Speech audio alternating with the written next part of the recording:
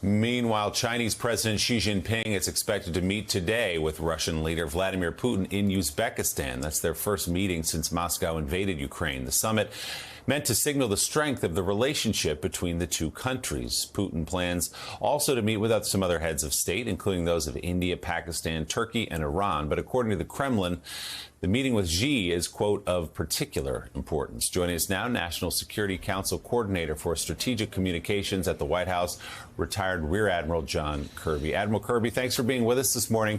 So what are you all reading into this meeting between Putin and Xi today in Uzbekistan at a time when Russia is, frankly, on the run a bit in Ukraine, being pushed back by that counteroffensive? Yeah, I think the way you kind of introed this, Willie, was very interesting and I think very spot on. The Russians, the Kremlin, certainly making a lot more about this meeting than I think you're probably going to hear from Beijing. For President Xi, this is a multilateral meeting, not just a meeting with Vladimir Putin. And these are two countries that have a shaky partnership, if you will. Neither one of them completely trusts the other. But we have seen China certainly not be willing to condemn Russia's atrocities in Ukraine. But on the same token, we haven't seen them, move to violate the sanctions that are in place. So we'll be watching this closely. It'll be interesting to see how they both characterize this. But China has a choice, and we obviously continue to hope that they'll make a choice to not do any business as usual with Russia, to not side with Russia, certainly as they continue to prosecute this war in Ukraine.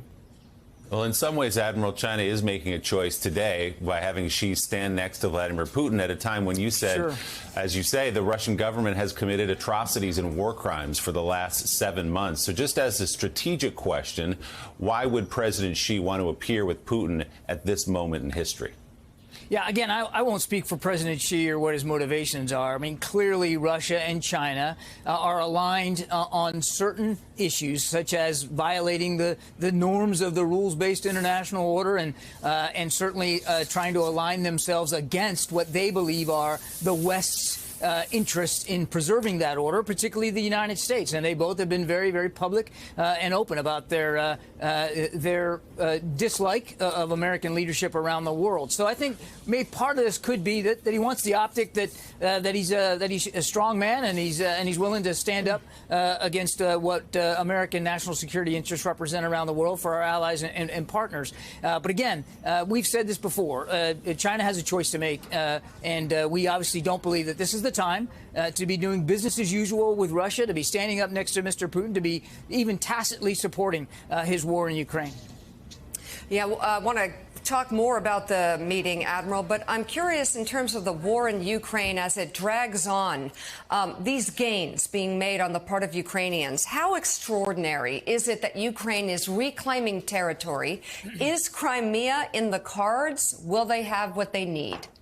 It's difficult to know where this is going to go next, Mika, and we want to be careful that we're not getting ahead of operations on the battlefield, and certainly we don't want to speak for the Ukrainians. I think President Zelensky made very clear in comments yesterday what his war aims and his strategic goals are. We'll let him speak to that. It is noteworthy, without question, that the momentum is shifting there in the Donbass as the Ukrainians continue their push to the east here, and that they got Izium, again, is not a small thing. Izium was once the Russians took it, they used it as a key logistics hub to supply and reinforce and replenish their troops operating in the east, particularly there in that Donbass region. So not insignificant that they took Izium.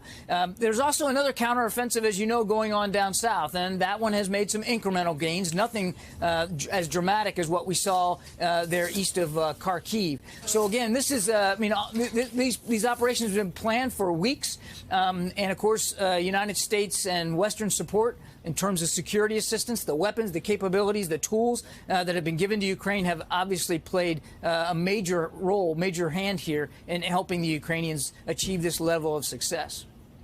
Admiral Kirby, good morning. Jonathan Lemire. At the beginning of the week, back in the White House brief room, I asked what you guys were seeing in terms of Russians' response to this two-pronged counteroffensive. So a few days later, hoping you could provide an update, but in particular, also give us the latest state of play around that nuclear power plant that has been so concerning for Western officials in terms of a firefight still going on there.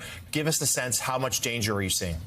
Well, we're still very worried about the Zaporizhzhia nuclear power plant. Now, they've apparently shut down one of the last operating reactors. As you know, Jonathan, we were calling for that more than a week ago for a controlled shutdown. That's the safest way to make sure there's not going to be any radioactive leaks or damage that could harm thousands and thousands of people. There's still sporadic fighting going on around the plant. Not the place for military operations. We've made that clear as well. The IAEA director, Grossi, he has called for a demilitarized zone around the plant. We support that. We think that that's also a safe course of action. So obviously we continue to call for a lack of fighting there. Now, look, in terms of your question about reaction, I think Mika led into this quite well, talking about the airstrikes that we've seen on civilian infrastructure just in the last 48 hours or so. That seems to be the Russian reaction to what the Ukrainians have been able to do in the Donbass east of Kharkiv. They're going after what they believe are nodes that are supporting Ukrainian military movements, whether that's electrical power or supply and logistics hubs, that kind of thing. They're certainly trying to punish the Ukrainian people, no question about that, and that is in keeping with the way they've been prosecuting this war. But they're also trying to hit sites that they think will affect the Ukrainians' ability to move, supply, and reinforce their forces. Admiral Elise Jordan has the next question. Elise? Admiral, the United States has given over $13 billion at this stage in the game to help the Ukrainians with their defense. And Reuters has reported that there's more aid going to be released in coming days. What kind of package can we anticipate next that the United States is going to give for Ukrainian defense? That's right, Elise. I do think that that in very short order here, you're going to see yet another package coming from the United States of security assistance. It'll be our 21st Presidential Drawdown Authority package. Again, we'll have more details on that here, I think, in the very, very near future. And I don't want to get ahead of what's going to be in it before it gets announced. But I think what you'll see is a measure of consistency with what we've been doing in the past. And that is giving them the kinds of weapons and capabilities that they need so desperately in this fight, both in the east and, quite frankly, in the south. And so what are some of those things? Obviously, artillery, obviously, advanced rocket systems that'll help them strike behind Russian defensive lines. And, oh, by the way, that's what the Russians are doing, particularly in the south. They're forming defensive lines, as they are in the east. They're kind of falling back because the Ukrainians are on the offense. And so these kinds of capabilities are allowing the Ukrainians not only to maintain that sense of momentum, but to continue to put the Russians on their back feet. National Security Council Coordinator for Strategic Communications at the White House, retired Rear Admiral John Kirby.